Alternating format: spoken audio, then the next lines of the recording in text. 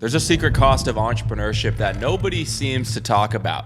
Or maybe you see it in a motivational video here and there, but nobody really gets into the specifics of what it's like building a business and separating yourself from the crowd. Because everyone celebrates the money that they make, but nobody talks about the cost associated with it. And honestly, the biggest thing that I've seen amongst almost all the entrepreneurs that I've met in my past couple years on social media building my own businesses is loneliness and isolation. And contrary to what you might think, the loneliest part of being an entrepreneur is not losing, it's not the hard times, it's winning and what is supposed to be the good times. In fact, I can vividly remember my biggest wins, or what I thought my biggest wins were, hitting my first 100K month, my first 200K month, 250K month, hitting my first 100,000 followers on social media, and not really having anyone to celebrate with. When I would call my friends and family to tell them, hey guys, look what I just did, or hey guys, I just brought on this amazing new employee, guys, check out this new mentor I just got,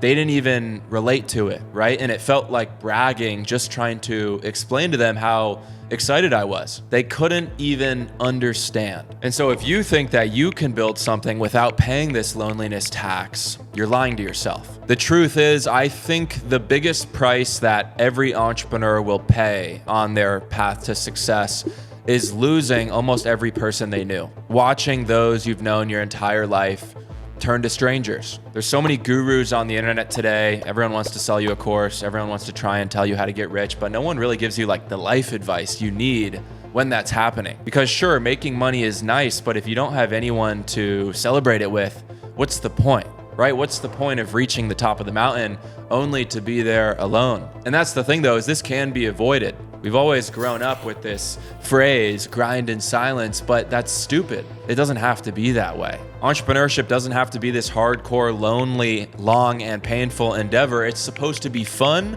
You just need to find your tribe. So by the end of this video, you'll understand exactly why 91% of entrepreneurs claim that they are extremely lonely and isolated, the 4 types of friends that you'll lose on your path to success, and most importantly, how to survive and avoid the loneliness tax that we're going to talk about. I can speak on this because I lived that reality for years. When I hit my first 100K month, I called 3 friends to tell them about it because I was stoked. I had just finished college. All my friends were now working normal jobs. I had been grinding on my business for quite some time, and it was finally starting to pay off. It was finally starting to work. 2 of them didn't answer, and the one that did pick up said, wow, that must be nice. That's when I realized that making money actually isolated myself from the people I've always known. This is the loneliness tax, and every entrepreneur pays it at least once. Most suffer in silence, but it doesn't need to be that way. So here are the brutal truths about the loneliness tax. Truth number 1, success breeds loneliness. The moment that you try and embark on the journey to build real wealth, you're gonna isolate yourself from 99% of the people around you because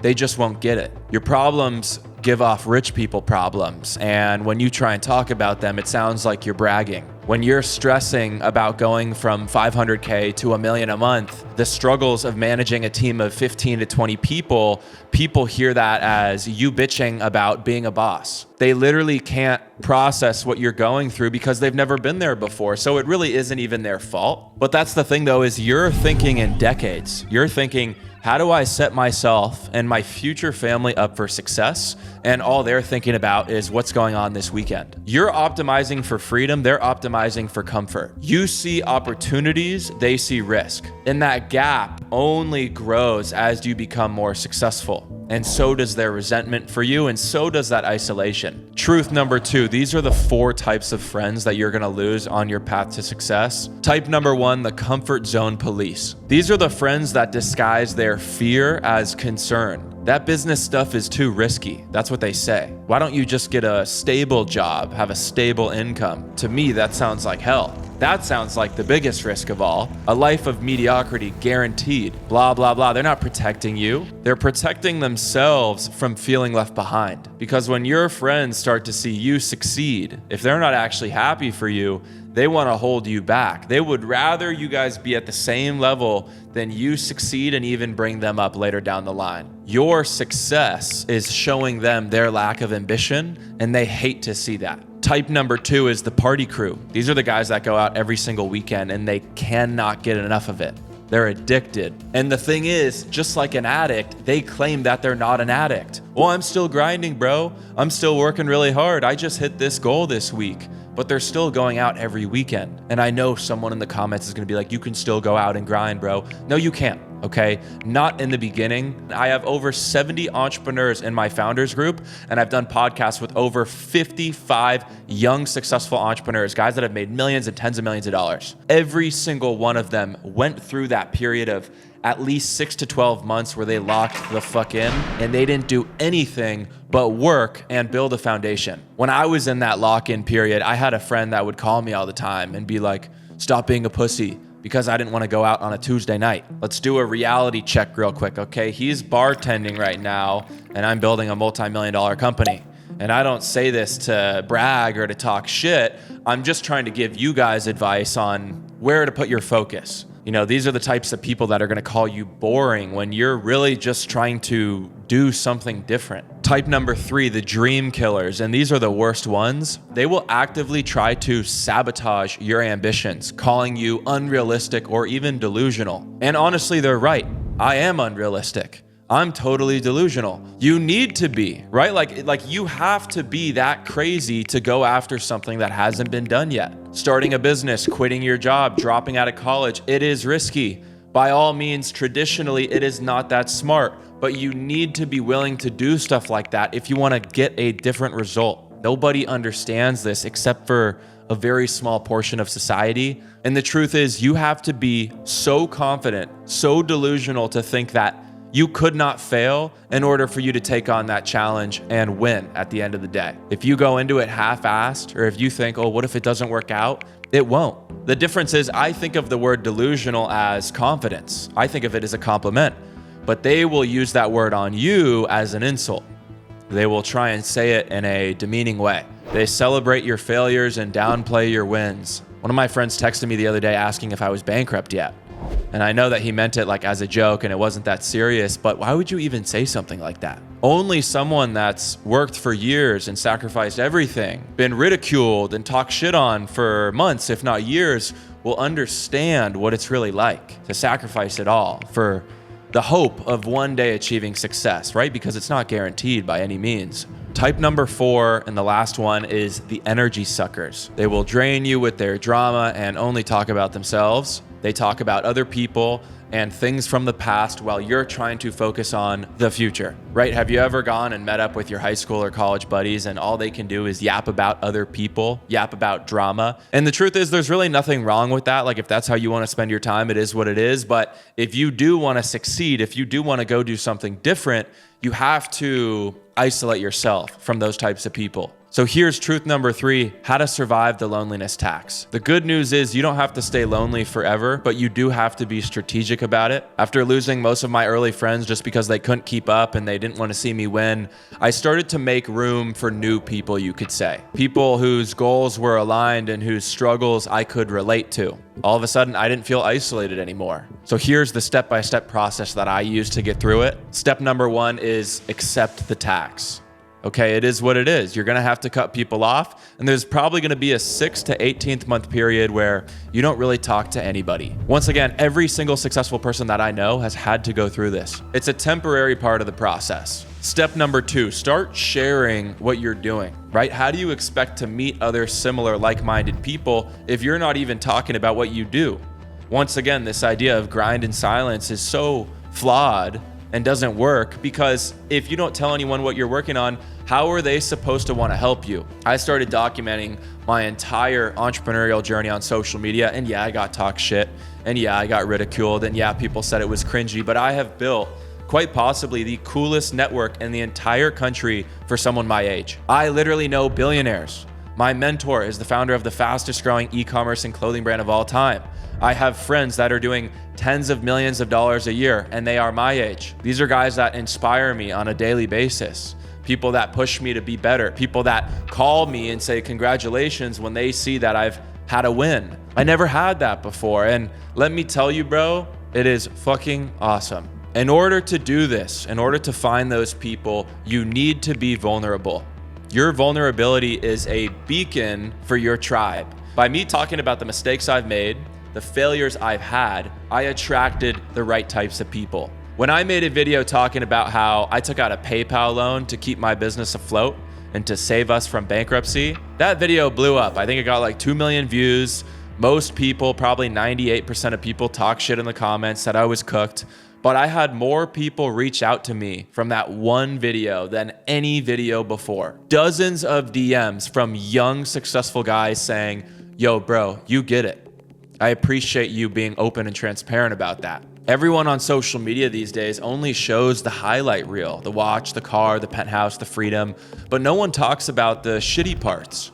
And the shitty parts are actually what breed the best relationships. Share the behind the scenes if you want real, authentic relationships to stem from everything you've been doing. It's no different than lying to a girl on a first date about how great your life is, right? If it's not true, you're building a relationship off of lies, and that foundation will crumble eventually. Step number 4, quality check everyone. I created a very simple test that I would run on every one of my friends.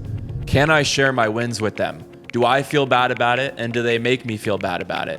If so, they're out. If not, that is a friendship that will last a lifetime. Step number 5, build your tribe intentionally. This is why I created Outliers. I had built a sick network of entrepreneurs and founders all over the country. I figured if we all work together, how much further can we go and how much faster can we do it? I was one of the first guys on social media to really transparently and honestly document my journey. And so I had naturally made all of these amazing connections. And so Outliers was my way of bringing everyone together. Even though most of these guys in the group are actually much more successful than I am, at least monetarily, you could say, I was the one that bridged that gap. I was the one that brought everyone together. And that's honestly one of the things that I'm most proud of. Look, I'm not gonna sugarcoat this shit. If you're young and you're starting a business for the first time, you're probably gonna lose most of the people around you. Building anything of value will cost you everything. You'll lose friends, you might even lose family. But here's what I can guarantee. On the other side of that loneliness and isolation is a life that most people can't even imagine. Freedom to do what you want, when you want, with the people you want. The loneliness tax isn't a punishment, okay? It's your payment, it's your tuition towards an education and success. I paid that tax. I lost friends, I lost relationships, like I said, even some family. I lost my peace of mind for a while. My fucking hairline went back almost a full inch, but I gained something priceless.